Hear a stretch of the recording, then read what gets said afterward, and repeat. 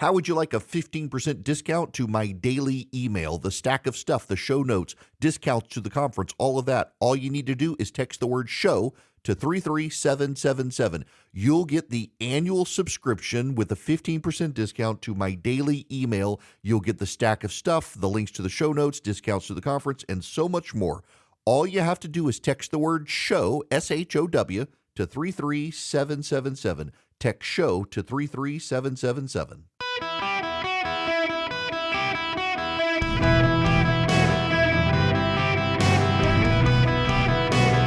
Welcome to the Eric Erickson Show podcast, Hour 3.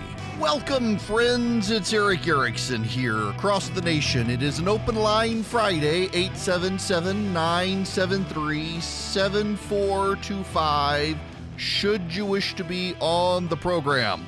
Now, this weekend is the big game, they call it. Now, so why do they call it the big game? Everyone will talk about the Super Bowl as the big game because Super Bowl is licensed, and when you're doing all sorts of broadcasts and stuff, they like to protect it so they don't wind up like Kleenex, where Kleenex is a brand name of a company, but when you talk about Kleenex, people use it generically now, even though it's not supposed to be. So the NFL likes to guard the name of the Super Bowl, so it's referred to as the big game by members of the press who want to get around the licensing. When my friend Rush Limbaugh was alive, he would always give his environmentalist pick for the Super Bowl. And I don't want to be duplicative of Rush, but in the spirit of what he would do, I do think we should examine, because in this day and age, we're dealing with the wokes, and what would the woke pick for the Super Bowl be? We have two teams, the San Francisco 49ers, and we have the Kansas City Chiefs. Now, the 49ers are obviously problematic because the 49ers are named after the greedy capitalist gold rushers who committed mass pollution, destroying the streams of Northern California with arsenic and other poisonous content. The 49ers were bad polluters, they were bad for the environment, and they were greedy capitalists. And they're challenging the dynastic Kansas City Chiefs, who are named for American Indian tribes. But it's problematic because the supporters of the Kansas City Chiefs are white people. The 49ers were white people, but the 49ers are supported by a bunch of gay transgender heroin addicts who poop in the streets of San Francisco, versus the Kansas City Chiefs, who have co-opted Native American branding. And not only that, it's worse. They do a tomahawk chop like those dastardly racist Braves. Oh, and they do their arm chopping motion. The Kansas City Chiefs stole it from the Braves. On top of that, the Kansas City Chiefs, though Native American Indians, an agrarian, non-white tribal connection with a non-white quarterback and Wilford Brimley as their coach. They have Taylor Swift rooting for them, and you know the carbon emissions of Taylor Swift's jet. I mean, she just sold one, and the carbon emissions, they got Taylor Swift, the massive ecological damage of her concerts.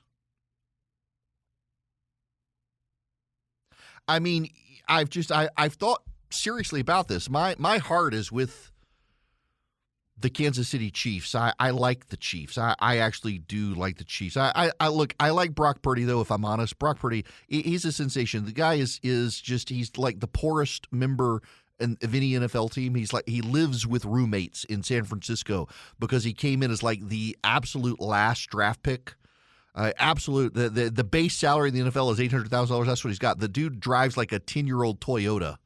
He actually just signed an endorsement deal for Toyota. I hope they give him a new car because he's got like a 10-year-old Toyota he couldn't afford. Living in San Francisco, he's got roommates that he should be making millions of dollars a year, and he's not.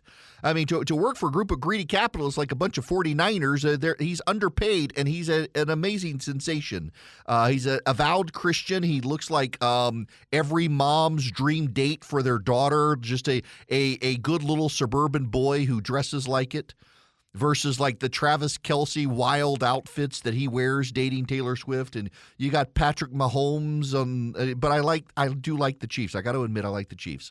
I liked the 49ers when Joe Montana was there. But though I have my preference, I have to look at this as a woke would look at this. And when I judge between the Native American Chiefs of Kansas versus the white capitalist 49ers who were gold mining polluters, as a woke, I got to give it to the 49ers, because with the wokes, the white people always win while making it feel like they're not. And I mean, with the wokes, it's always the rich white guys come out ahead. And so the rich white guys, the capitalist gold mining 49ers, are going to win while you're bashing them. Because you can't actually if you're a woke, you can't actually let the non-white people win. You have to make it feel like the non-white people are winning.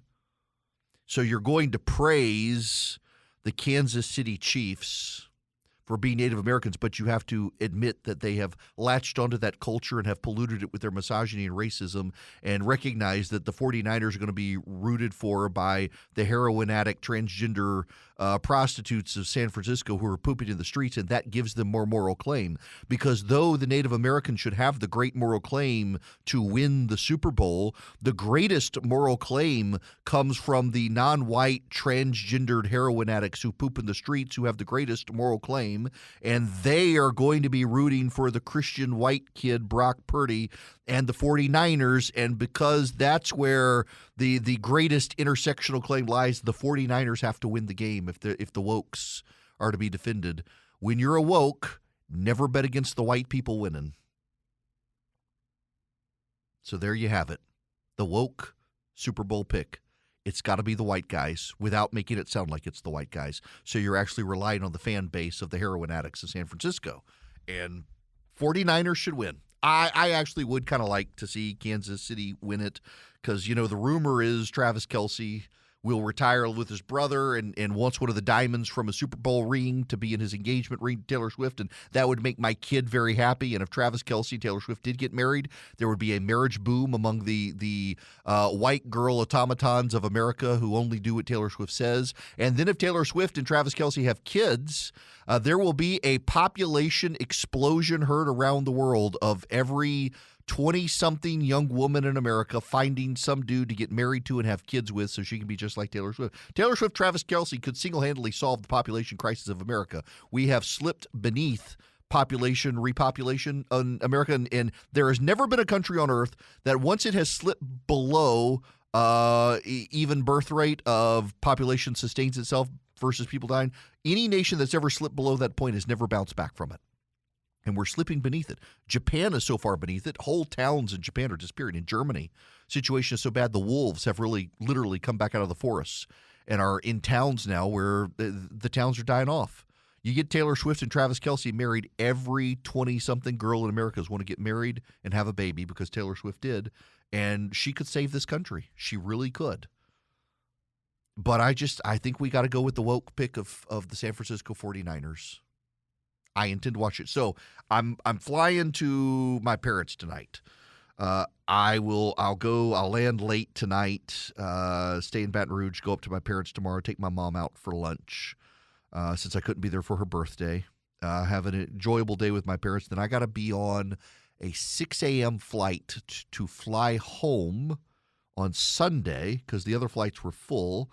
But then I got to get home and I got to start cooking for the Super Bowl. I got a bunch of Wagyu, and I realize as I'm talking to you right now that I left it in the freezer. So I got to get home in time to thaw it out so that I can make my steak slider sandwiches and barbecue sauce for the guys coming over on Sunday night for the front porch. The only question is going to be whether my buddy Andy gets in trouble with his wife and can actually come or not to watch the Super Bowl. Philip, you can deal with that one since he's your brother. But so I'm going to make steak sliders for Sunday night. It's thin sliced ribeye. I smoke it on my Rectech for about 20 minutes to get the smoky flavor in it. And then I've got this professional grill called the DCS. It gets up to like 1,500 degrees. Throw it on the grill for just like 15, 20 seconds to sear the meat. Get some of the flames from some of the drippings. It's so good. Then I take it off and I take the King's Hawaiian rolls. The King's Hawaiian rolls are the best. You slice them lengthwise so you have a top and a bottom. And then you layer the smoked Wagyu ribeye. You put Fontina cheese down to hold it all together. And then I make a homemade barbecue sauce that's really good. If you subscribe to the recipes, you've gotten the recipe.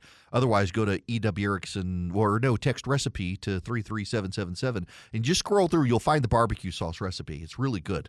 Smear that over, and then you bake it in the oven for 15 minutes to melt the cheese. We're going to have that. I haven't figured out a dessert yet. It's going to be cold, so I don't want to do ice cream pie.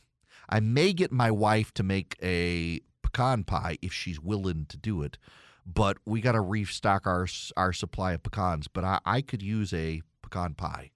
It's been a while since I've had one. It'd go great with the steak sliders. Make the steak sliders a little spicy. It's going to be good. It's going to be good. We're going to have a good time. We'll watch the commercials, but I'm actually interested in this game. I'm actually interested in seeing how Brock Purdy does. All right, we're not a sports show, but we did have to deal with the wokes. So we need to deal with the Tucker Carlson Vladimir Putin interview when we come back. I didn't think he would, so I'm surprised and impressed that Tucker Carlson was willing to engage Vladimir Putin on whether or not the Wall Street Journal reporter who is in prison there could come home. Evan Gershkovich is a Wall Street Journal reporter. Vladimir Putin has accused him of being a spy and locked him up solely because he was reporting unfavorably about the Putin regime. And Carlson confronted Putin about it, asking to let him go home. Doesn't appear to be successful, though.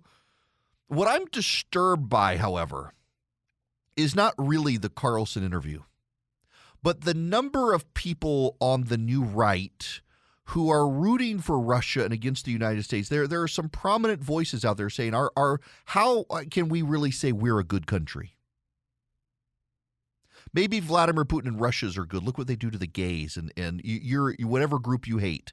If they treat it badly, maybe they're the good guys. There really is this disturbing, and it's horseshoe theory, you know. The far right and the far left are kind of, they've wrapped around to become the same thing. They're all rooting against America, and I despise Americans who root against America. And they've come out of the woodwork now, suggesting, oh, look, Vladimir Putin is so competent compared to our incompetent president. I would rather have an incompetent Joe Biden than a competent Vladimir Putin in charge. How did people's brains get broken? Because they've treated politics as their god, and their idol has poisoned their brain.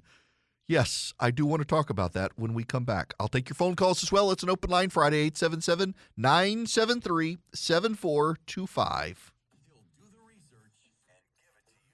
What? Uh-oh, hang on a second. The buttons, what happened? The whole soundboard has screwed up on me at the very last minute. I figured it out. It froze up and it spit out the audio in a different direction to deny my ability to go to commercial break like a polished professional. That's one of those days, folks. At least it's going better than it is for the Democrats. My Kansas City listeners are upset. I said Kansas instead of Kansas City at one point. But, I mean, come on. When people think of Kansas, they think of Kansas City. Y'all know that that's true. I mean, nobody thinks of Topeka or Wichita. They think of Kansas City, and then they're shocked when they get their geography class that, like, Kansas had to have a Kansas City so they could say they're talking about us. But you knew what I meant. What I did not know until a kind soul called to point out is that the Chiefs, though they've adopted Native American imagery, were actually named after the mayor of Kansas City when they were moving the team. Mayor Bartle of Kansas City said he'd moved, but he wanted the team in some way named after him, and his nickname was Chief, so they named the Kansas City Chiefs to actually be a reflection of the mayor. But they adopted the Native American branding. Now they do the tomahawk chop, so you can't really say it's about the mayor now. I mean, Arrowhead Stadium, y'all name it. It's the Kansas City Chiefs, but I like them. I've always liked the Chiefs. And I really like the Chiefs, not for Patrick Mahomes. I like the coach. I just think he's fantastic. I really do think Andy Reid is just one of the neat people. Like when they played that game and he had the icicles hanging down his mustache, it was fantastic. I just think he is a really, really neat guy. And I do like Kansas City. I mean, before Travis Kelce, Taylor Swift, Mahomes, all that, they're a neat football team. But I've also had this soft spot for the 49ers over time, going back to Joe Montana. They've just, I mean, and I do like the Brock Purdy story. It's just a neat story. I wish him well. I don't necessarily know that I have a dog in the fight, but if I had to, if you put a gun to my head and said, who are you actually rooting for, it would be the Chiefs. I'm rooting for Brock Purdy, but I'm rooting for the Chiefs. So there you have it. Yeah, wishy-washy, if I'm real honest about it. Go Kansas. Plus, I'm on the radio in Kansas City, and I'm not on in San Francisco. So another reason to root for the Kansas City Chiefs. And also their barbecue is actually, let's just acknowledge Kansas City barbecue is pretty good. A buddy of mine who worked for Josh Hawley for a while, I did something nice for him, and he sent me a thank you box. And the box was filled with the best barbecue sauces of Kansas City, and I did some fantastic cooking with so many of those barbecue sauces in an event. All right. We'll talk about Tucker Carlson when we come back. I do want you to know I got a text message during the last commercial break from a noted friend of mine who y'all would know, who says he's a Democrat, says the odds are Biden remains the nominee because of the complexities of removing him from the ballot. Unless he himself decides to pull the trigger, there's not anything the rest of us can do. And he's not very happy about it. Thinks the odds of Trump getting elected go up. I tend to agree with him. But yeah, Democratic strategists are a little bit despondent today about the situation. You got to convince Biden to do the right thing. And the biggest problem that they don't really want to say is Jill Biden is convinced that if Joe doesn't have anything to do, he's going to go home and die. So keep him president and keep him alive. What an awful thing. Jill Biden is turning out to just be mommy dearest of the Democratic Party, committing spousal and elder abuse, keeping this guy where he is. But I get it. If you were afraid he'd go home, curl up, and die, if he had nothing to do, you'd want him to be doing this too. Never mind the country. My goodness gracious, what a mess we're in. You know, Hillsdale College understands why this is one of the reasons we need real constitutionalism and federalism in the country, that the presidency and the federal government are not meant to be as important as all of us now make them. You would learn these things if you took the Constitution class at Hillsdale College. You can hear their Constitution minutes that are aired during this program's commercial breaks by going to ericforhillsdale.com. Not only that, you can put in your address and you can get a free Constitution with Declaration of Independence from Hillsdale College. It's a pocket Constitution. You can keep it with you. I've got one. They're great. And you go to ericforhillsdale.com. You hear the Constitution minutes, share them with your friends. Hillsdale College takes constitutionalism seriously. Larry Arnn is like a steward for constitutionalism, what universities should be. That's what Hillsdale College is, a monastery for the mind in the United States that preserves the integrity of constitutionalism, and they want to share it with you. Eric, E-R-I-C-K, ericforhillsdale.com. Go check them out today. Listen to the Constitution Minutes. Get your free pocket Constitution and Declaration of Independence. Share these things with your friends. The knowledge from Hillsdale College can improve your mind and your life, can improve this country. ericforhillsdale.com. Welcome. It is Eric Erickson here. The phone number is 877-973-7425. Should you wish to be on the program, really happy to have you with me. All right. I got some thoughts, not so much on the Carlson Putin interview, but on the look at how competent he is, blah, blah, blah, blah, blah, blah, blah. Vladimir Putin. There is a strain on the right, a virus part of the right, about America is not the good guy. And it's a lot of these people who are on the alt-right, they hate Israel. They don't like American power in the world. They look at social ills in the United States as whether it's abortion or gay marriage and things like that as beyond the pale. And because they have a guy like Vladimir Putin who is ruthless to gays, ruthless to they ban abortion, although there's actually a pretty high abortion rate in Russia and the like, that, this guy's actually, he's a moral leader. Vladimir Putin is a ruthless, monstrous killer who invaded a sovereign nation. You shouldn't believe his propaganda because it is propaganda, this idea of a Russian sphere of influence. I'm kind of shocked to see some people on the right say, well, Russia deserves a sphere of influence. We have a sphere of influence. We have a sphere of influence because of our nations wish to partner with us. We're not conquering all of those nations and taking them over. We're actually like allies with people. The Russians are not your friend. Vladimir Putin is not the good guy. It's just it's infuriating to see the people in this country who would defend Vladimir Putin and the Russians for invading Ukraine, and it's awful to see them say, well, I mean, at least he's competent. Look at Joe Biden. I would rather have an incompetent Joe Biden than a competent mass murderer as my president of the United States. And shame on you for being unpatriotic and un-American if you think that you would rather have Vladimir Putin in charge. The man murders people who are dissidents. He throws them in prison. It's just absolutely bizarre that people would champion this. He's not a good man. He's not your friend. He's not your ally. He is a monster. And part of where we are as a country right now is this postmodernism in the country where the truth doesn't matter. What matters is who you want to believe.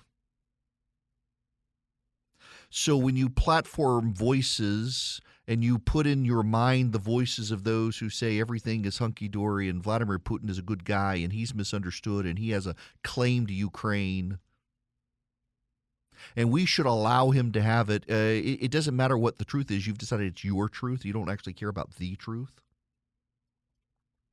The left does this too. What's ironic is there's a part of the far left and a part of the far right where they've arrived at the same position that Putin is the good guy here and Ukraine deserves to be split up and conquered and we shouldn't have anything to do with it and damn the consequences of a spillover effect and Vladimir Putin should be allowed to have his sphere of influence. People have become mentally deranged by what they're catechized by, and this gets to the larger issue here. And I'm attributing it to Tim Keller, and I don't actually think it was Tim Keller, but I've embraced it as my own line. We are catechized by those we surround ourselves with. And you know what a catechism is? Not every religious denomination has a catechism. But a catechism is a summary of principles of faith in the form of questions and answers, and it's used for instruction in religion. The Catholics have them, many Protestant denominations have them, and that they're quite good at helping kids. Now, I didn't grow up with a catechism. And, you know, in my church, for example, now we have several different catechisms that circulate in the Presbyterian Church in America. Baptists tend to be a little more standoffish when it comes to catechisms, depending on their church. There are some that have come out, but it's a catechism that essentially asks questions to project what you actually believe, and you can memorize them and you can understand your faith through that catechism. And what essentially churches encourage people to do is read the catechism, memorize the catechism, and understand their faith about the catechism. You've got, for example, the Westminster Shorter Catechism is one that's popular among Protestant churches. The first question is very similar to the Catholic confession or Catholic catechism. What is the chief end of man? Man's chief end is to glorify God and to enjoy him forever.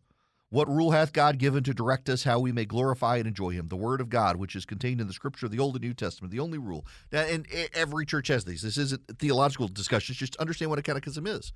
And so churches get the kids early on to begin memorizing the questions of faith. So when they get into a world and they have questions of faith, they can recall their catechism and get the answers to the catechism. And so when you are catechized by those you surround yourself with, if you surround yourself with a bunch of people who are all Russian acolytes and sympathizers, well, you're going to become a sympathizer with the Russians. If you're surrounded with a bunch of woke activists, you're going to become a woke activist. If you're surrounded by a bunch of people who think that Donald Trump is the be-all, end-all, chief end of man, well, so are you. If you're surrounded by a bunch of people who think Joe Biden is mentally competent, the sharpest man and greatest leader to ever live and exist in the presidency of the United States, you're going to think the same thing. It's one reason why you should have a diverse array of people you surround yourself with, because then you become an independent thinker. In this day and age, most of the people who think they're independent thinkers are just a bunch of clueless automatons who parrot whatever the people around them say. I mean, in my personal experience, the people who most dogmatically insist that they are the independent thinkers tend to be the most predictable automatons on planet Earth, because most independent thinkers don't have to tell you what an independent thinker they are. They just speak, and you realize this guy thinks for himself. You are catechized by those you surround yourself with. And one of the troubling aspects of social media and the postmodern era is that you go online on Facebook or Twitter or wherever, and you begin to follow people who think like you, who vote like you, and who share your values. And the more you stay online surrounded by those people, the more you reflect them and they reflect you. You're catechized by those you surround yourself with, online and off. And the more you go online, the less offline you are. The more you begin to be very hyper online in your views of things and things that matter. Just go back to the Taylor Swift, Travis Kelce thing a couple of weeks ago. Very few Americans who aren't online knew about the story, cared about the story, and they found it ridiculous when people brought it up. But I know people who were convinced this is some sort of conspiracy. I know good people who are so online. They're like, well, it fits the pattern. It fits the pattern. What pattern? Oh, you don't mean you don't know the pattern? I thought you were an independent thinker. I'm an independent thinker, and I can see the pattern. Where did you get the pattern from? Well, the people you surround yourself with on social media who are crazy. We're catechized by those we surround ourselves with. So when you decide that the United States is the bad guy and Vladimir Putin is the good guy, it's because of who you've surrounded yourself with. And you're surrounding yourself with bad people if you're surrounding yourself with people who think the United States is bad. In fact, you're probably surrounding yourself with closet Democrats, because the polling suggests vastly more Democrats than Republicans think this country's bad. And a lot of them have moved to the right because of various cultural issues on the left, but they're still, at heart, people who hate the country. I don't understand how you can hate the United States of America unless you're a progressive woke, but it has become a virus on part of the right. And so they look on Vladimir Putin as some sort of competent genius. He's a murderous madman. Madmen sometimes sound like geniuses. Pol Pot, Hitler, Mao Zedong, Vladimir Putin, Saddam Hussein, the Ayatollah. They're madmen. They sound smart. They sound patriotic. They sound bold in their thinking, and they're insane people. Ted Kaczynski was an insane person who had these brilliant writings that people read these writings like, this guy really knows what he's talking about. He's smart. What a super environmentalist. Except he turned out to be an insane madman living off the grid in a hut in Montana and was killing people. Vladimir Putin happens to lead Russia. Do you know how Vladimir Putin got elected?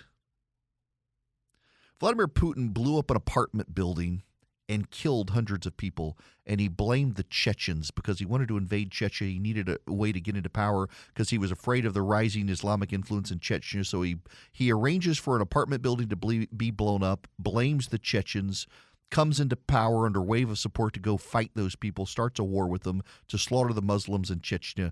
He murdered a bunch of people to get in power. That at this point is not really a disputed story. For a long time it was. Over time, more and more people will say, yeah, he's the one who blew up the apartment building and blamed the Chechens. Vladimir Putin does see the world through a lens of a Russian sphere. He believes that Ukraine is part of Mother Russia. And actually, to be fair to him, Catherine the Great seized Crimea from the Turks back in the 1700s, and it had been a part of it. But Ukraine itself had not always been a part of Russia. It was an independent country. It came in under the Soviets. Americans back in the day turned a blind eye to the plight of the Ukrainians. I personally think we should be helping the Ukrainians so that we're not one day in a war with Russia itself. Let the Ukrainians kill the Russians. They were pretty good at it until they started running out of ammo. But regardless of your views on what we should or should not be doing with Ukraine, stop praising Vladimir Putin. He's a murderous monster. I don't care that he's a competent murderer. I would far prefer an incompetent president of the United States to a competent mass murderer as leader of my country. Shame on the people who seem to think praising Vladimir Putin is a way to own the left and own Joe Biden. You're not owning anybody. You're exposing yourself as a follower, not a leader, as someone who himself is deeply poisoned by the politics of the online because you've catechized yourself with a bunch of people who hate this country, just like the wokes. It is the mirror image, and you should be ashamed of yourself, but you don't have a sense of shame, I suspect, if you're cheering on Vladimir Putin today. Let me talk to you about Vision Computers because they're great. They're a group you can cheer on because Vision Computers works with you to build your PCs, desktop, laptops, servers. They can even workstations. They can even make your gaming PC like they made for my son. Great stuff. They're really not only that, but then they give you a special number you can call and they become your in-house tech support. Now, here's the thing. If you don't have Vision Computers, if you're a small businessman and you got a lot of PCs and you don't have Vision, you can still pay a small annual fee to Vision. They will become your in-house IT department. They do such a good job, and I've experienced it with my house. I know plenty of businesses who use Vision, and they love them because they don't have to pay full-time salary for an in-house IT guy. Their employees can just call Vision. They get their computers. They have long-term relationships with them, multi-decade relationships. All you do is call 404-COMPUTE anywhere nationwide. They can help you. They'll build your PCs. They'll become your tech support. You can also go to visioncomputers.com. But if you call them at 404-COMPUTE, you tell them Eric Erickson sent you, they will give you an off-the-website deal. They'll save you even more money because you're mentioning my name. And again, it's any one of you or any business nationwide. Instead of going to the big box store, the electronics store, getting a one-size-fits-all computer, call Vision. Let them customize. They'll save you money. They'll keep you upgraded. They'll keep you online. They'll keep you up and going. VisionComputers.com or 404-COMPUTE. I just saw this tweet. This is pretty good. From Alan Cole of the Tax Foundation. One reason I hope Kamala Harris gets to fill out a second term is that it would be important for representation of my people. No, I don't mean race or geography. I mean people who come off as awkward and uncool. Our community is hurting after Romney, Clinton, and DeSantis lost. Yeah, she certainly comes across as awkward and uncool. There is breaking news as Matt Rosendale enters the race in Montana for the United States Senate. Donald Trump has just endorsed Tim Sheehy, the Navy SEAL, who has campaigned for Trump in Iowa. Tim Sheehy released this brutal. So what you need to know is Matt Rosendale is the congressman for Montana, but he's from Maryland.